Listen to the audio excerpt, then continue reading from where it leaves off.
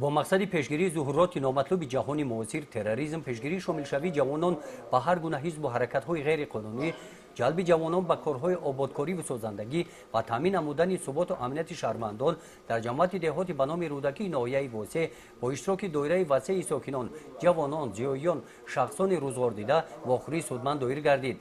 در این همایش نمایندگان مقامات اجرایی حاکمیت دولتی ناحیه مقامات‌های حفظ حقوق در برآمد خود قید نمودند که در دوره صاحب استقلالی با شرافت زحمت صافدلانه رشد اقتصادی و اجتماعی و فرهنگی تامین کرده شده سطح زندگی ساکنان دوره به دوره بهتر گشته ایستاده است.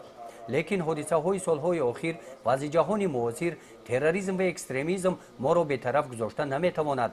قید نمودند که تروریست وطن، دین، مذهب و ملت ندارد. مردم شریف تاجیکستان عاقبت‌های دهشتناک و ضربه‌های جانکاه جنگ را خوب در یاد دارند که از جانب دایره‌های معین و بدخواهان ملت تاجیک با مقصد به سر مردم ما تحمیل کردن مذهب و فرهنگ بیگانه و بنیاد دولت اسلامی آغاز شده باعث به هلاکت رسیدن ده‌ها هزار نفر شهروندان مملکت و حصارات عظیم اقتصادی گردید. ظهورات تروریسم به ثبات و امنیت کره زمین خوف و خطر بی‌نهایت زیاد دارد.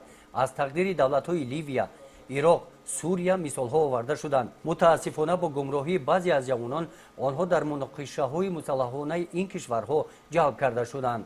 از جماعت دهاتی به نام رودکی 10 نفر جوانان شامل این مناقشه‌ها به قید گرفته شدند. در این جماعت والدان این جوانان دعوت شده آنها از کردار فرزندان خود اظهار نگرانی و پشیمانی نمودند. در این جماعت تاکید کرده شد که امروز دولت و حکومت برای جوانان در سمت دسترسی به تحصیلات، تندرستی و درآمدی و سطح شایسته زندگی شرایط‌های مساعد فراهم آورده است.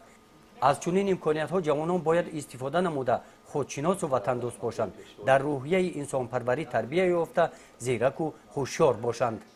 گزارش خواجه نظریف خدای نظر ظهورов از ناحیه واسع برای برنامه اطلاعاتی نوید.